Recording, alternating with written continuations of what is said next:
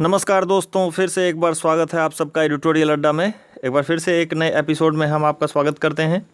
आज का जो एपिसोड है इसमें हम भौतिक विज्ञान यानी फिजिक्स का पार्ट 3 हम आपके लिए लाए हैं, जो क्राउन की बुक से पेज नंबर 370 से 391 तक कवर किया गया है। इसी को लूसेंट से भी कवर किया गया है, लूसेंट की जो साइंस की बुक है उससे भी कवर किया गया है। तो कुल मिलाकर यहाँ पर 70 महत्वपूर्ण प्रश्न बन रहे हैं। तो जिस टॉपिक से आज हमने प्रश्न उठाए हैं उसमें है इलेक्ट्रिसिटी एंड मैग्नेटिज्म यानी कि विद्युत एवं चुंबकत्व। साथ ही साथ मॉडर्न फिजिक्स से भी बहुत शानदार प्रश्न इसमें शामिल किए गए हैं, और साथ ही साथ एटॉमिक एनर्जी से जितने भी महत्वपूर्ण प्रश्न हो सकते थे सभी प्रश्नों को हमने यहाँ पर शामिल कर लिया है। तो मैं तो उम्मीद करता हूँ कि बहुत ही मज़ेदार वीडियो होने वाला है। तो शुरू से अंत तक आप इस वीडियो को ज़रूर देखें और लाभ उठाएँ। चलिए एपिसोड को शुरू करते हैं। पहला प्रश्न देखते हैं। पहला प्रश्न है, निम्नलिखित परमाणु कणों के द्रव्यमानों में कौन सही सुमेलित नहीं है? दोस्तों यहाँ सभी सही सुमेलित हैं, तो ऑप्शन डी सही जवाब हो जाएगा। इलेक्ट्रॉन का जो परमाणु द्रव्यमान है वो है 9.11 इंटू 10⁻³ kg। वहीं प्रोटॉन की बात करें तो ये है 1.673 इंटू 10⁻27 kg। और न्यूट्रॉन की बात करें तो यहाँ है 1.675। आप यहाँ पर देख सकते हैं प्रोटॉन और न्यूट्रॉन में ज़्यादा का अंतर नहीं है, लेकिन फिर भी अंतर है। तो न्यूट्रॉन है 1.675 इंटू 10⁻27 kg। तो इसको थोड़ा ध्यान रखेंगे, एग्ज़ाम में अक्सर पूछ दिए जाते हैं। चलिए नेक्स्ट क्वेश्चन देखते हैं। दूसरा प्रश्न है, वैद्युत आवेश यानी इलेक्ट्रिक चार्ज के संदर्भ में निम्नलिखित सत्य कथन को पहचानें। यहाँ सही जवाब उपरोक्त सभी है, यानी कि डी सही जवाब है। अगर यहाँ पर बात करें पहले कथन की तो कहता है कि किसी वस्तु के ऋणात्मक होने का मतलब है कि उस पर इलेक्ट्रॉन की अधिकता है, बिल्कुल सही बात है। दूसरा कथन कहता है द्रव्यमान के बिना आवेश का कोई अस्तित्व नहीं है, बिल्कुल सही है। तीसरा कथन है जिन कणों का विराम अवस्था द्रव्यमान शून्य होता है वे कण आवेशित नहीं होते हैं। जबकि चौथा कथन कहता है किसी वस्तु को घर्षण, प्रेरण अथवा चालन द्वारा आवेशित किया जा सकता है। तो उपरोक्त सभी कथन सत्य दिए गए हैं। नेक्स्ट क्वेश्चन देखते हैं। तीसरा प्रश्न है, दो स्थिर आवेशों के बीच लगने वाला बल उनकी मात्राओं के गुणनफल के अनुक्रमानुपाती तथा उनकी बीच की दूरी के वर्ग के व्युत्क्रमानुपाती होता है। यह किसका नियम है? दोस्तों सही जवाब होगा ऑप्शन बी, ये कूलम्ब का नियम है। नेक्स्ट क्वेश्चन देखते हैं। किसी विद्युत परिपथ में इकाई धन आवेश को एक बिंदु से दूसरे बिंदु तक ले जाने में किया गया कार्य क्या कहलाता है? सही जवाब हो जाएगा पोटेंशियल डिफरेंस होगा, यानी कि विभवांतर। नेक्स्ट क्वेश्चन, निम्न में दूसरा सर्वाधिक विद्युत चालकता वाला तत्व कौन सा है? सही जवाब है तांबा। अगर सबसे सर्वाधिक चालकता वाली बात करें तो वो चांदी होती है, जबकि दूसरे स्थान पर तांबा को रखते हैं। नेक्स्ट क्वेश्चन, अधातुएं विद्युत की कुचालक होती हैं, ऐसा क्यों होता है? सही जवाब है ऑप्शन सी, क्योंकि मुक्त इलेक्ट्रॉन की अनुपस्थिति होने के कारण जो अधातुएं होती हैं वो विद्युत की कुचालक होती हैं। नेक्स्ट क्वेश्चन, आपस में जुड़ी दो आवेशित वस्तुओं के बीच विद्युत धारा कब नहीं बहेगी? जब दोनों आवेश समान विभव पर होंगे तो दोनों के बीच विद्युत धारा नहीं बहेगी। नेक्स्ट क्वेश्चन, प्रत्यावर्ती धारा यानी कि अल्टरनेटिंग करंट को दिष्ट धारा यानी डायरेक्ट करंट में परिवर्तित करने वाला उपकरण कौन सा है? सही जवाब होगा रेक्टिफायर। जबकि ट्रांसफार्मर की बात करें तो ये एसी की वोल्टता को बढ़ाता या घटाता है। नेक्स्ट, विद्युत घंटी तथा टेलीफोन में निम्नलिखित किस प्रकार के सेल का प्रयोग होता है? सही जवाब होगा दोस्तों ऑप्शन बी, लेक्लांसे सेल का प्रयोग किया जाता है। नेक्स्ट क्वेश्चन, विद्युत फिटिंग यानी कि इलेक्ट्रिक वायरिंग में एक तार को भू संपर्कित करने का क्या कारण है? सही जवाब होगा ऑप्शन सी, यानी शॉर्ट सर्किट हो जाए तो धारा भूमि में चली जाए, घर के अन्य चीज़ों पर उसका कोई प्रभाव न पड़े। नेक्स्ट क्वेश्चन, विद्युत धारा के ऊष्मीय प्रभाव से संबंधित निम्नलिखित सत्य कथन को पहचानें। दोस्तों यहाँ सभी सत्य कथन दिए गए हैं। पहला कथन कहता है कि यानी प्रतिरोध के तार में L परिमाण का विद्युत धारा T समय तक अगर प्रवाहित होता है तो जो इक्वेशन बनता है heat is equal to L² RT। इसी के परिणाम स्वरूप अन्य कथन भी सही दिए गए हैं, जो कहता है कि परिपथ में प्रतिरोध को दोगुना करने पर उत्पन्न ऊष्मा दोगुनी हो जाएगी। तीसरा कथन कहता है कि धारा को अगर दोगुनी कर दी जाए तो ऊष्मा 4 गुनी हो जाएगी। और चौथा कथन कहता है कि परिपथ में धारा प्रवाहित होने के समय के दोगुना करने पर उत्पन्न ऊष्मा भी दोगुनी हो जाएगी।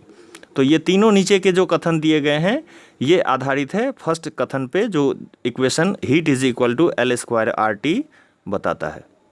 चलिए नेक्स्ट क्वेश्चन देखते हैं। 12वां प्रश्न है, विद्युत शक्ति को निम्नलिखित किसके द्वारा समझा जा सकता है?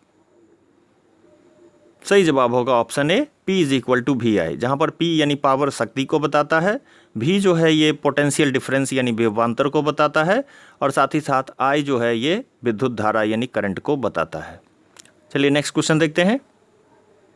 किसी धारा के प्रवाह की दिशा बदलने पर गर्म तथा ठंडा भाग भी बदल जाता है, यह किसको दर्शाता है? सही जवाब होगा थॉमसन प्रभाव। नेक्स्ट क्वेश्चन, गैल्वेनोमीटर में धारा का मान कम करने के लिए गैल्वेनोमापी के समानांतर क्रम में किस उपकरण को जोड़ा जाता है? सही जवाब है शंट, ये एक तरह का प्रतिरोध होता है। नेक्स्ट क्वेश्चन, बिजली के उपकरणों की सुरक्षा के लिए फ्यूज के उपयोग के संबंध में निम्नलिखित कौन सा कथन सत्य है? दोस्तों यहाँ सभी सही कथन दिए गए हैं। पहला कथन कहता है कि इसकी प्रतिरोधकता अधिक होती है, यानी कि इसका जो रेसिस्टेंस होगा वो ज़्यादा होगा, जबकि बी कहता है कि इसका गलनांक जो होगा वो निम्न होगा, और साथ ही साथ तीसरा कथन कहता है ये शीशे तथा टीन का मिश्र धातु होता है। तो तीनों कथन सत्य दिए गए हैं। नेक्स्ट क्वेश्चन, निम्नलिखित में कौन सा उपकरण सर्किट में विद्युत धारा की उपस्थिति बताता है? सही जवाब है धारामापी यानी गैल्वेनोमीटर। नेक्स्ट क्वेश्चन, विभवांतर यानी पोटेंशियल डिफरेंस का मात्रक क्या है? सही जवाब होगा ऑप्शन बी, वोल्ट। नेक्स्ट, एक आदर्श वोल्टमीटर का प्रतिरोध क्या होना चाहिए? सही जवाब होगा ऑप्शन सी, अनंत होना चाहिए, इनफाइनाइट। नेक्स्ट क्वेश्चन, सामान्यतः घरों में विद्युत उपकरण किस क्रम में लगाए जाते हैं? सही जवाब होगा ऑप्शन ए, समानांतर क्रम में यानी पैरेलल क्रम में। नेक्स्ट क्वेश्चन, यदि 4 ओम तथा 12 ओम के प्रतिरोध समानांतर क्रम में जोड़े जाएं तो संपूर्ण प्रतिरोध कितना होगा? सही जवाब होगा 3 ओम। यहाँ पर अगर समानांतर क्रम की बात की जा रही है तो इक्वेशन बनेगा 1/R is equal to 1/R1 plus 1/R2। तो इस तरह 1/4 प्लस 1/12 करेंगे तो 12 LCM हो जाएगा, और फिर 4 3 यानी 3 + 1 4/12 हो जाएगा। तो इस तरह से 3 ओम आपका आंसर आ जाएगा। चलिए नेक्स्ट क्वेश्चन देखते हैं। कैथोड किरणों के संबंध में निम्नलिखित सत्य कथन को पहचानें। सही जवाब होगा ऑप्शन डी, उपरोक्त सभी कथन सत्य दिए गए हैं। पहला कथन कहता है कैथोड किरण को केवल गैस का प्रयोग करके पैदा किया जा सकता है। दूसरा कथन है कैथोड किरणें अदृश्य होती हैं और सीधी रेखाओं में चलती हैं। तीसरा कथन है कैथोड किरणें ऋणात्मक होती हैं, इसलिए यह कैथोड से एनोड की तरफ गमन करती हैं। चौथा कथन कहता है कैथोड किरण का वेग प्रकाश के वेग का 1/10 गुना होता है। वहीं पांचवा कथन है इसकी वेधन क्षमता कम होती है तथा यह फोटोग्राफिक प्लेट को प्रभावित करती है। तो सभी कथन यहाँ पर सत्य दिए गए हैं। मैंने जानबूझकर इतने सारे कथन आपके लिए यहाँ पर इकट्ठा किए हैं ताकि हर एक कथन से आप परिचित रहें, एक बार आपके नज़र के सामने से ये गुजरे। चलिए नेक्स्ट क्वेश्चन देखते हैं। वोल्टेज सेल के आविष्कारक कौन हैं? सही जवाब होगा एलिजांड्रो वोल्टा, ध्यान रखेंगे। नेक्स्ट क्वेश्चन, विद्युत अपघटन का सिद्धांत किसके द्वारा दिया गया था? यहां सही जवाब हो जाएगा ऑप्शन ए, फैराडे के द्वारा विद्युत अपघटन का सिद्धांत दिया गया था। नेक्स्ट क्वेश्चन, बिजली के बल्ब का फिलामेंट किस तत्व से बना होता है? यहां सही जवाब हो जाएगा ये टंगस्टन का बना होता है। तो आप एक बार कमेंट करके जरूर बताएं टंगस्टन किस चीज़ से मिलकर बना होता है। चलिए नेक्स्ट क्वेश्चन देखते हैं। यदि 10 वाट वाले 100 बल्ब प्रतिदिन 1 घंटा जलते हैं तो प्रतिदिन विद्युत ऊर्जा के उपभोग का मान क्या होगा? सही जवाब हो जाएगा 1 यूनिट, यानी टोटल को हम मल्टीप्लाई करें कैलकुलेशन करने पर हमें 1000 वाट आता है जो 1 यूनिट के बराबर हो जाता है। नेक्स्ट क्वेश्चन, त्वरित चालक यानी कि लाइटिंग रॉड का आविष्कार किसने किया था? सही जवाब है option A, Benjamin Franklin. Next question, निम्न में से कौन विद्युत अनुचुंबकीय है यानी पैरामैग्नेटिक? दोस्तों सभी पैरामैग्नेटिक हैं, यानी प्लैटिनम और potassium, chromium, aluminium, sodium, oxygen, ये सारे के सारे जो हैं ये पैरामैग्नेटिक हैं यानी विद्युत अनुचुंबकीय हैं। नेक्स्ट क्वेश्चन, निम्न में से कौन सा समूह प्रतिचुंबकीय यानी कि डायमैग्नेटिक पदार्थ नहीं है? यहाँ पर ए सही होगा। यहाँ पर अगर बात करें तो हीलियम डायमैग्नेटिक नहीं है। बाद बाकी जितने यहाँ पर दिए गए हैं तत्व, हाइड्रोजन, हवा, बिस्मथ, एंटीमनी, चांदी, तांबा, जिंक, सीसा, जल, अल्कोहल, सोना, ये सारे के सारे प्रतिचुंबकीय हैं यानी कि डायमैग्नेटिक हैं। तो यहाँ पर ए सही जवाब हो जाएगा। नेक्स्ट क्वेश्चन, लौह चुंबकीय पदार्थों में असंख्य परमाणुओं के समूह क्या कहलाते हैं? सही जवाब होगा ऑप्शन बी, डोमेन कहलाते हैं। ये पदार्थ जो होता है लोहा, कोबाल्ट और निकल जैसे मिश्र धातुओं से बने होते हैं। चलिए नेक्स्ट क्वेश्चन देखते हैं। विद्युत धारा का चुंबकीय प्रभाव सर्वप्रथम किसके द्वारा ज्ञात किया गया था?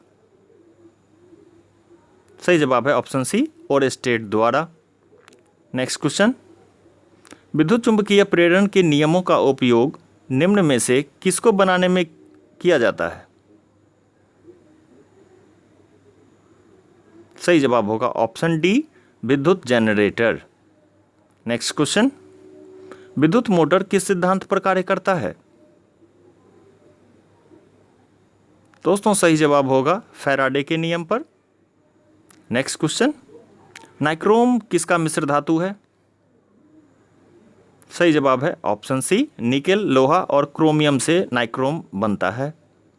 नेक्स्ट क्वेश्चन, प्रेरित विद्युत वाहक बल की दिशा सदैव उस कारण का विरोध करती है जिससे इसकी उत्पत्ति होती है, यह किसका नियम है? सही जवाब होगा ऑप्शन बी, लेंज का नियम है ये। नेक्स्ट क्वेश्चन, आइंस्टीन द्वारा फोटो इलेक्ट्रिक प्रभाव की खोज कब की गई थी? सही जवाब है ऑप्शन बी, 1916 ईस्वी। नेक्स्ट क्वेश्चन, निम्नलिखित किस में फोटो इलेक्ट्रिक प्रभाव का प्रयोग होता है? सही जवाब है उपरोक्त सभी में फोटो इलेक्ट्रिक का प्रभाव का उपयोग होता है, जैसे ध्वनि के पुनरुत्पादन में तथा फोटोमीटर में, चोर की घंटी और आग की घंटी बनाने में, और टेलीविज़न तथा गिनने वाली मशीन में इसका इस्तेमाल होता है।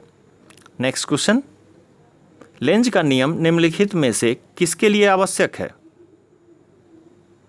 सही जवाब होगा ऑप्शन ए, ऊर्जा का संरक्षण सिद्धांत पेश करता है लेंज का नियम। नेक्स्ट क्वेश्चन, परमाणु के नाभिक में किसकी उपस्थिति होती है? सही जवाब है ऑप्शन बी, प्रोटॉन तथा न्यूट्रॉन की उपस्थिति होती है। नेक्स्ट, निम्नलिखित परमाणु कण तथा उनके खोजकर्ता को सही सुमेलित करें। इलेक्ट्रॉन का खोज किया था जे थॉमसन ने, प्रोटॉन का खोज किया था गोल्डस्टीन ने, न्यूट्रॉन का खोज किया था जेम्स चैडविक ने, और पॉजिट्रॉन को खोजा था एंडरसन ने। तो यहाँ पर ऑप्शन ए सही जवाब हो जाएगा। चलिए नेक्स्ट क्वेश्चन देखते हैं। परमाणु क्रमांक यानी एटॉमिक नंबर क्या है?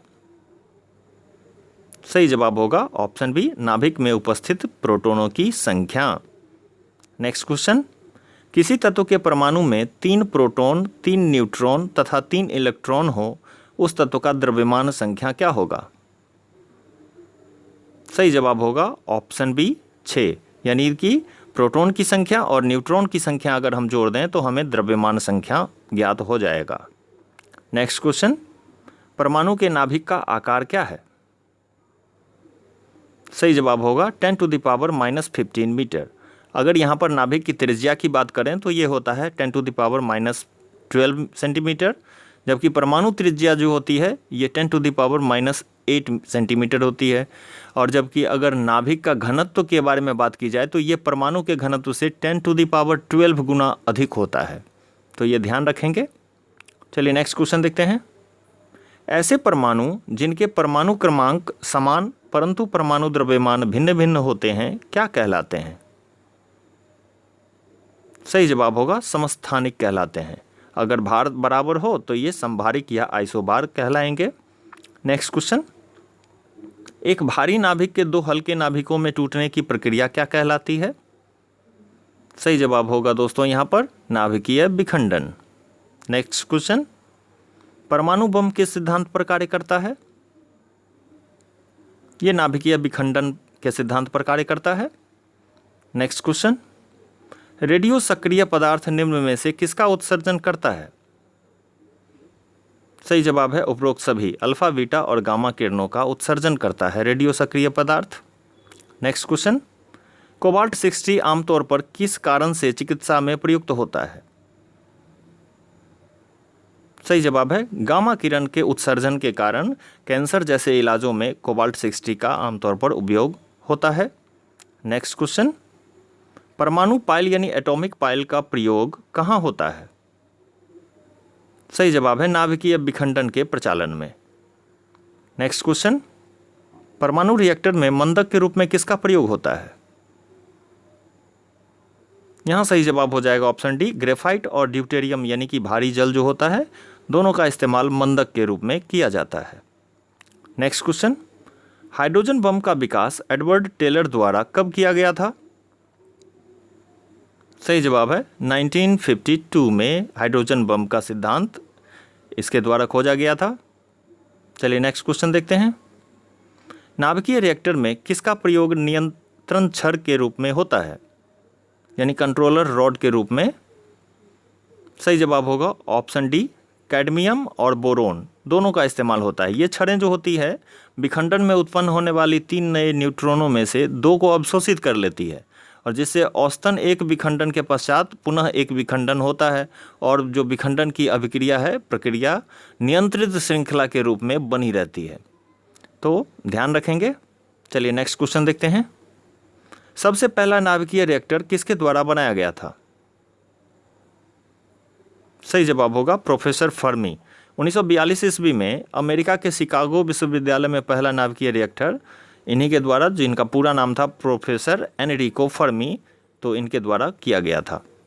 चलिए नेक्स्ट क्वेश्चन देखते हैं। रेडियो सक्रियता की माप किससे की जाती है? सही जवाब होगा ऑप्शन ए, जीएम काउंटर।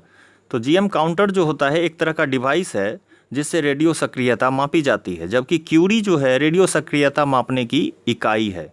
तो ये ध्यान रखेंगे, दोनों में ये डिफरेंस है। चलिए नेक्स्ट क्वेश्चन देखते हैं। निम्न में से कौन द्रव्यमान ऊर्जा संबंध को दर्शाता है? सही जवाब है सापेक्षता का विशिष्ट सिद्धांत, जो आइंस्टीन द्वारा 1905 ईस्वी में दिया गया था, जिसके द्वारा फॉर्मूला बनता है E = mc², जहाँ पर E जो है एक गतिज ऊर्जा है, C प्रकाश की चाल है और m जो है किसी वस्तु की सापेक्ष द्रव्यमान है। तो इसे अपेक्षता का सिद्धांत भी कहा जाता है, जिसके अनुसार कहें तो द्रव्यमान एवं ऊर्जा एक दूसरे से स्वतंत्र नहीं होते हैं बल्कि एक दूसरे से संबंधित होते हैं तथा प्रत्येक पदार्थ जो है उसमें द्रव्यमान के कारण ऊर्जा भी होता है। नेक्स्ट क्वेश्चन, डायोड का निम्न में से क्या कार्य है? सही जवाब है एक ही दिशा में धारा को प्रवाहित करना डायोड का मुख्य कार्य होता है। नेक्स्ट, रेडियो सक्रियता की खोज किस वैज्ञानिक ने की थी? सही जवाब है उपरोक्त सभी, यानी हेनरी बैकुरल, पी क्यूरी और एम क्यूरी, इन तीनों ने मिलकर किया था और तीनों का कुछ न कुछ उसमें योगदान बनता है। नेक्स्ट क्वेश्चन, जिन नाभिक में प्रोटॉन की संख्या 83 या उससे अधिक होती है वह क्या कहलाते हैं?